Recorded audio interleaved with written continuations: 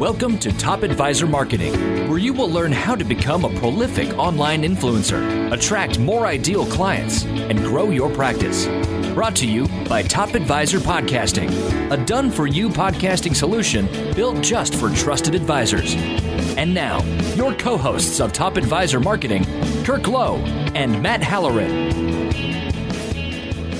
Hello and welcome to another Top Advisor Marketing podcast. You know, the longer you're in this industry, you realize your paths cross with a lot of people that they had passed earlier in other people's careers. And Justin, our guest today, him and I, we worked together actually for a halfway decent amount of time at Peak, which was the old coaching company that both of us worked for. And he went on to bigger, better things. I went on to bigger, better things. And then our paths crossed again. You know, I was just a regular coach there, and he was just, one of the salespeople. And, now he's actually the director of sales for Fusion Capital Management, which is a huge jump for Justin. And I'm really, really excited to find out a little bit more about what he's doing, because our goal here at Top Advisor Marketing, especially with these podcasts, are to try to find ways to make your life more profitable, more fun, and just overall more enjoyable. And a lot of times we do that with marketing. But today we're going to talk about some systems that you might be able to put in place, or some strategic relationships that you can put in place that will free up your time so that hopefully you can do what we always talk about, which is to be more efficient with marketing. So Justin Koehler is the guest today. Again, he's the director of sales for Fusion Capital Management. Justin, welcome to the show.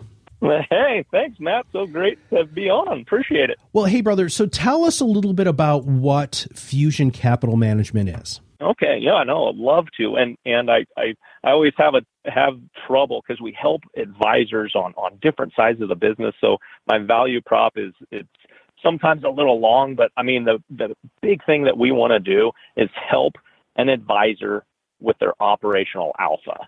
And that's really on the side, or when we're helping them with operational alpha, we help advisors that are predominantly RIAs looking to become RIAs, hybrid RIAs, or maybe somebody that's looking to become their Series 65, and they might be looking to partner with an RIA. So we can help a wide swath of advisors. So that advisor that's SEC registered RIA, we can help them from a technology standpoint, a trading and a billing standpoint, and a new account opening and service standpoint. And you might be like, well, hey, I have people that do that, or I don't need help with all of that. I just need help with some of it. Perfect. We can do that. So we're very, very flexible. Our system integrates with over 750 different applications. And really what we want to do is help the staff be very efficient. And again, increase that operational alpha. It shouldn't take but a few minutes to open an account and a couple more minutes to open up multiple accounts at once, one DocuSign email or one envelope, and you can open up 5 accounts in one household within minutes. And this is just something that we've perfected. So we can do this on, a technology standalone side, and then again, helping the advisor do that. So that SEC registered RIA, but then we can also help other advisors that might not be as sophisticated just yet, or as large, I should say, and they might just be needing an RIA to partner with, or based on their state, if they wanted to go RIA to RIA, we can have them duly registered as well, and we can help that team really from end to end. So we can help them with account opening, billing, trading, end-to-end support, compliance, marketing, investments. And really, again, on that thing is no matter what the size of the advisor is, we're trying to give them time or give them time back. And it just like you said, it's like, okay, now that I have this extra time, because I've been having trouble getting technology to integrate, getting disparate systems to work together. Hey, all of a sudden, now I have extra time on my hands. Now, what do you want to do with that time? We would say, continue to grow your business, right? Sure. Do more marketing, spend more time with clients, right? Or spend time with your family, right. So really at the end of the day, we give advisors multiple ways to win and give them back some time. And just like you said, yeah, let's do some more marketing, or let's implement some things we've just never had time to or never gotten around to. now there is no excuse. Yeah, you should do it. Right. And I love the fact that you make it so that they don't have any excuse not to do the things that they're supposed to do. Because I can't tell you, I mean, you and I experienced this when we were at peak, right? Is, advisors, they were always looking for more time because they were bogged down with so much stuff that they weren't able to do the things that they knew that they needed to do to grow. Now, I want to learn a little bit more about you. I mean, you and I went out for drinks a couple of times, so I know some of the answers to these questions, but tell us a little bit more about your journey. And so how did you get to be the director of sales at Fusion Capital Management? Well, and yeah, I had worked with, I got my MBA years ago when I came out of school and started down the management path. I thought I wanted to manage people, Matt, and then when you get into that, you're just like, well, maybe I don't want to manage people, and started getting into more sales roles. And I'd always been fascinated by the markets. Like my dad was in the commodities business, and I'd always be reading his charts and his books and wish, looking back on it, and I'm still young enough to do it, but I'd always had that inkling. I wish I would have started or been a financial advisor years ago, but sometimes in our industry, you might need a little wisdom. So maybe someday I will get a little bit more gray in my beard. But I just always an affiliation with markets and numbers, and had about 8.5 years ago was lucky enough to work for Barron's Hall of Fame advisor here in town, and had been able to work intimately with mainly IBDs, a few captive advisors, but really just helping them increase sales, be more efficient, help them with human capital, but more from a sales front. And then also we had an RIA to where you could be an IAR under our RIA as well. So really ingrained into that system, into that industry here for the last almost 9 years now. Now, I'm trying to think of how I want to parlay into this next question, because you actually just kind of answered it. Now, you talked about operational alpha. All right. So why don't you explain a little bit more about what that means, and why does your company focus on that being such a huge cornerstone?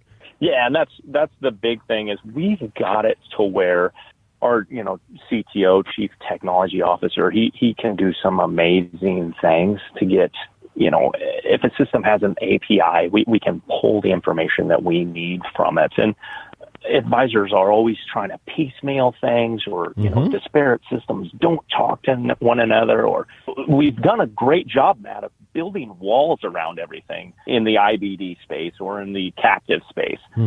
So we really want to remove those barriers and take them down. And that's to where, opening accounts from, as long as it's not some sophisticated trust type things, should only take a matter of minutes.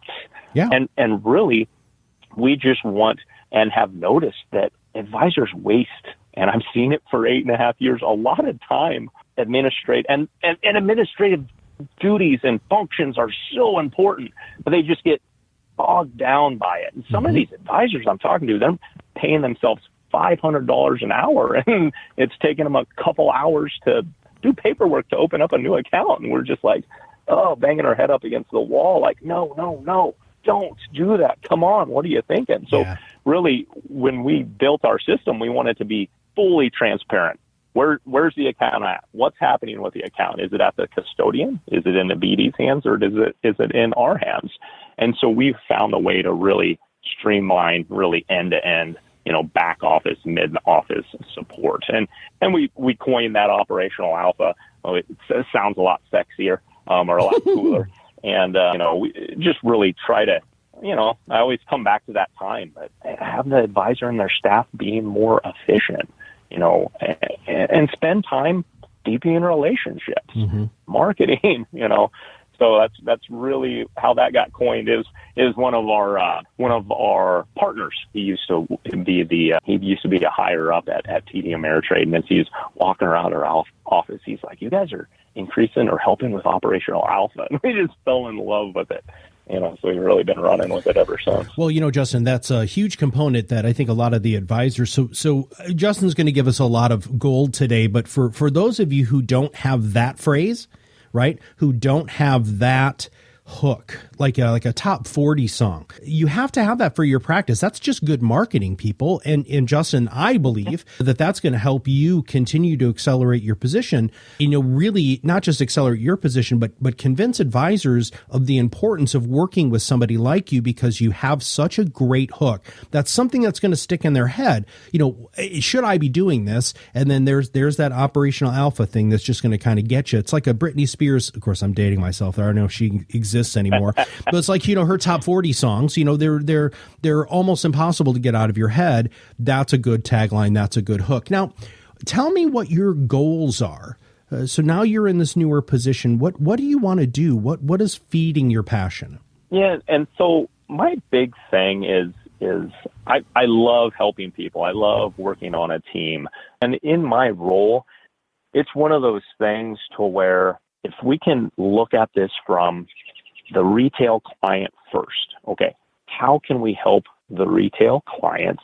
And there's so many people out there that have no clue, that need help, that, aren't saving right, need some great advice. So if my focus is helping that person, and I get a ton of joy from that, but to get to that end person, you need to help the advisor. So if we can help the advisor be more efficient, to help more clients. And then I like to take the back seat in this relationship. So as long as we have the client first, then we're doing any and everything that we can do to give the advisor the tools and the resources to be successful, to help the clients. And then if we look after our own needs, it's a good day. It's a good day in the office. I feel good. I love what I'm doing, at that point, so that's really one of my goals, and to impact lives, and how many lives, I haven't put a number to that, but just the more the better. That's so. Well, and Justin, definitely, we're kindred spirits with that, right? Because that's why we do what we do at Top Advisor Marketing, right? There are so many people who need help, and how do you cut through all of that noise? Well, how are you going to separate yourself from somebody who may not have the client's best interest in mind? And when we're working in the IBD RIA area, which both of us specialize in, those advisors really do have the freedom to make the right decisions for their clients specifically. Now, when you think of success, even outside of Fusion, right? So when you think about Justin's success, when you go to sleep, or when you look back on your life, what do you want? What do you want to have done? Yeah, and that's where I was going to look more personal or introspective on that. Mm-hmm. And I think success is, to me, it's just any and everybody that I touch or impact. I want them, to have a positive and great interaction with me. I'm big on positive thoughts and being very grateful to what we have, and don't ever take it for granted. Mentoring a young lad, and he comes from a broken home, and I can make his life better, but really how you touch people's lives and what we're doing, that just, that's how I measure success. I got a lot of empathy, but, I don't know.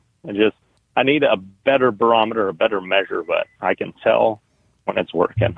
Yeah, totally. How about that, brother? Hey, you know what? I don't mind that at all. And if you haven't noticed, Justin's positivity and energy is really infectious, and it's wonderful to surround yourself with people like Justin, because he's energy giving. He's not one of those people who's going to suck the life out of you, and and he goes into those interactions like that. Now, man, that was one of the things that you always have a smile on your face, man. Anytime you guys have a chance to meet Justin, he's always got a smile, and that smile is totally infectious. Now, when you think about go-to resources, like a book, a TED Talk, or what is that one thing that you always pull out and you're like, you know what, this is my foundation? I'll give you a brief example. I probably have sent the Jim Henson book, It's Not Easy Being Green, to about 200 people.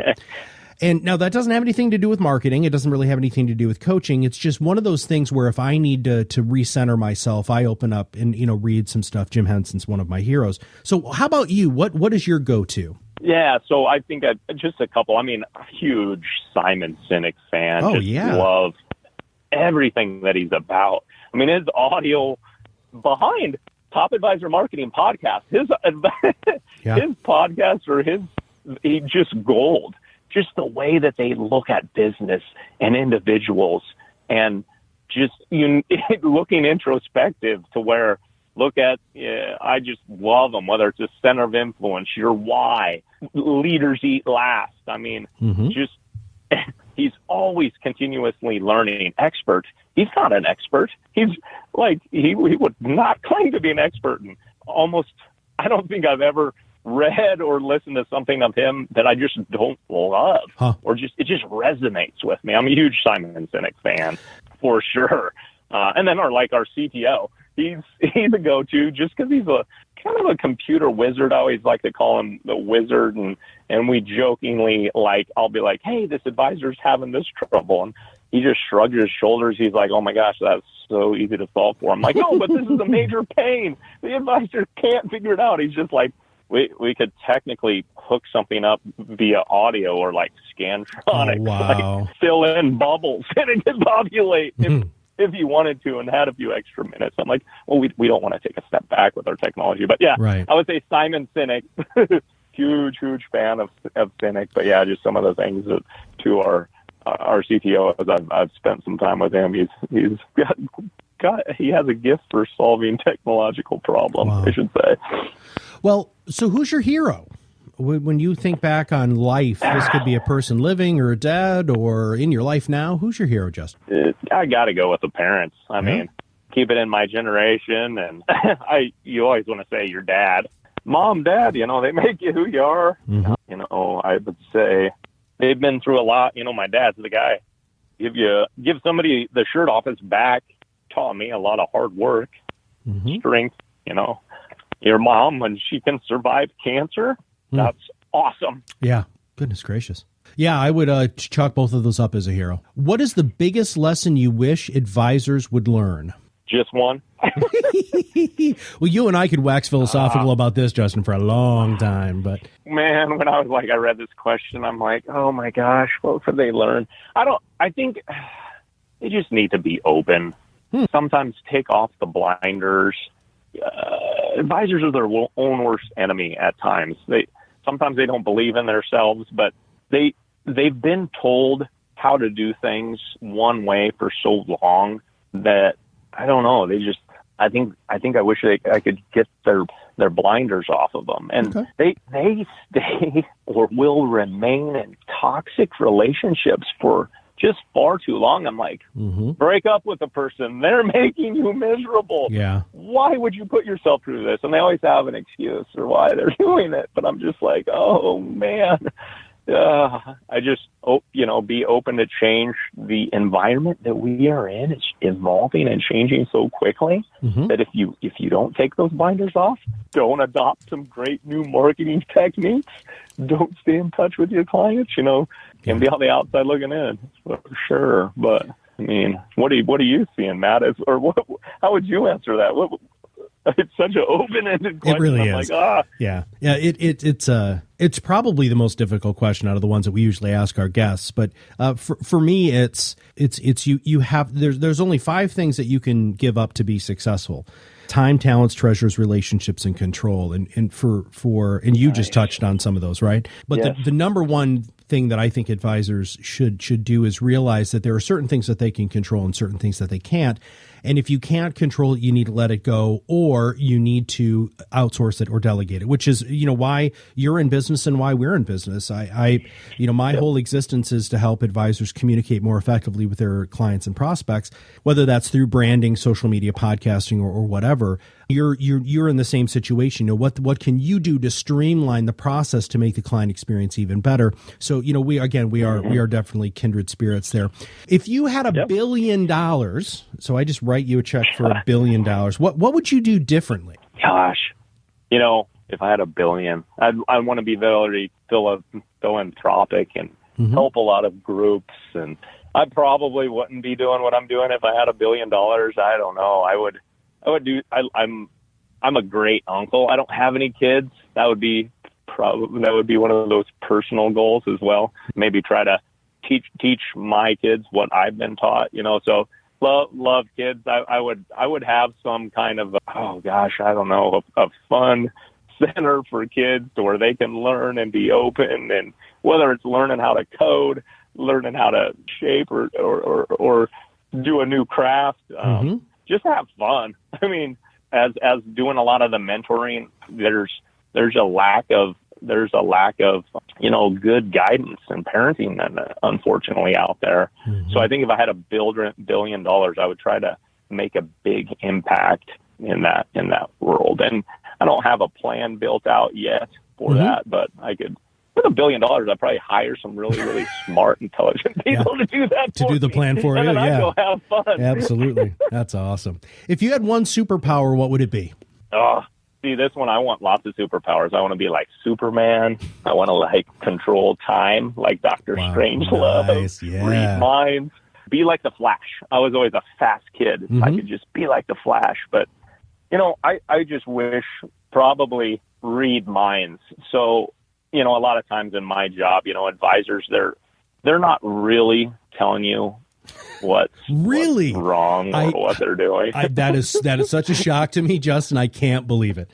I know you're not shocked. I mean, you're shocked. I'm joking, but it's just what's really. I mean, they don't give you objections; they give you excuses. But really, why don't you want to take your practice to the next level, or why don't you? Because they're jumping to conclusion or connecting dots that don't exist. So I wish I could just figure out what is going through their minds and reassure them, that's an excuse, or that you're going to be okay. I know it. So probably one of those. All right. I'm a huge superhero guy. So I'd want more than one power. That would be my power. Give myself more than one power. You might make me have to change the onus of that question just so that I'm more specific. All right. How about music? What is your favorite musical artist, or who is your favorite musical artist and why? I'm lame. I just listen to the top 40s on the radio, but I did go to an event one time, and I love the Beatles. I didn't realize that almost not every popular song, but everybody remakes their songs, and they were the original, right? So their songs have been remade 2 or 3 times. So if I was gonna get very specific, I'd say Beatles. Okay. When you were a kid, what did you want to be when you grew up?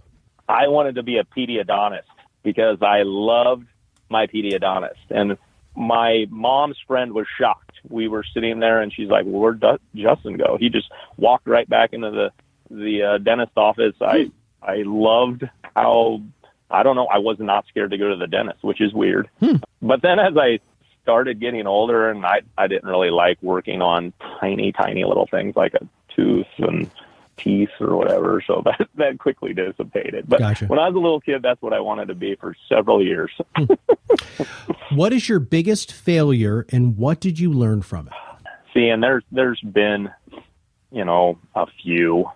I think the biggest one, it's when, and not even being a good salesperson, being more of an educator, or getting an advisor to where my idea, maybe can register with them. Oftentimes I'd be talking to advisors and maybe looking to possibly recruit them if they were going to be an IAR or an RIA, and I don't think there's been multiple times when advisors called me back or, oh my gosh, I wish I would have. Instead of that, I'm glad I did. And it just happens again and again and again. Always be prepared for plan B and even maybe possibly a plan C. So if I can't even get an advisor to consider, and not saying they have to join or do it or whatever, but for your client's best interest, where my number one focus is your clients, then the advisor, then me, or us as a company. Just be that fiduciary. Yeah. And what if scenario? What if your IBD gets bought out? Oh, no, it'll never get bought out. Well, it does. It did. It has. It will. Long answer to a simple question. But I just, when I'm not articulating my value to where an advisor understands it. That's my biggest failure and has been over my career. All right. And will continue to be, but I'm working on it. Good. And that doesn't surprise me that you're working on it, because you're aware of it, which a lot of people aren't aware of, those sorts of, things that they need to do to improve themselves. So if people want to learn more, not just about you, but about what you do at Fusion Capital Management, what is the best way for people to contact you? So typically email, phone, LinkedIn, I love them all. Okay. I would say my email is probably the easiest. It's my first name dot my last name. So JUSTIN.KOEHLER at FusionCMCharlieMike.com. So Justin.Koehler at FusionCM.com is the easiest. I mean, my cell phone, 402-430-5845. And then, of course, always try to look at LinkedIn, see what's going on. So, find me on LinkedIn. Would love to connect with you as well. Fantastic. Is there anything that you guys have going on right now that, or is there anything that you would be willing to give away? Do you guys have any free educational resources or webinars or things that people can learn a little bit more, not just about Fusion, but also, something that they can just kind of sink their teeth into and maybe gain a greater understanding of how you might be able to help? That would be phenomenal if I had a turnkey resource for you. I can develop one and get you one. Okay. I've got an Academy Award-winning video with a track that I did not mix. Just a video on our software. Okay. That I could get in the hands of anybody. And I know we have lots of white papers and research papers. Gosh, let me think about that though, because I would love to, whether it's a free marketing. You're the marketing expert. I would say send them to you. Well, no, I appreciate that. But any of those white papers, what we want to do, Justin, is we want to put those in the show notes, right? So that people can click on those. Just send us whatever you want to send us, and we will distribute that with the podcast, if that's all right. I would love to. Good. All right. Well, Justin, thank you very much for being a guest on our show. I'd love to have you back and dig a little bit more into, what Fusion Capital Management does and in how you can create that operational alpha so that they have more time. And we can see how your organization and our organization can partner together, because we are truly here to help the advisor really just gain more control of their time and do what they should be doing, which is not dealing with all of the regular admin stuff. And they should be out there pressing the flesh, saying hi to people and kissing babies. Yeah, I love it. Yeah. Thank you so much for having me on. It's been great to catch up again. Yeah. All right. Well, thank you all very much for listening. And if you have not subscribed to the podcast yet, make sure you click that subscribe now button below. And if you know a financial services professional who really could use some assistance with their technology and gain control more of their time by outsourcing it to somebody like Fusion Capital Management and Justin Koehler, please make sure that you go ahead and forward this podcast to them. So for Justin and for all of us here at Top Advisor Marketing, we'll see you on the other side of the mic very soon. Are you ready to change the way you communicate with your clients? Are you tired of being the best kept secret in your area? Learn how to become a prolific online influencer, attract more ideal clients, and grow your business. Contact us today and see what the power of podcasting can do for your business. Click on the Contact Us link on our website at topadvisormarketing.com and set up a call to learn more. Follow us on LinkedIn and Facebook for more updates and information.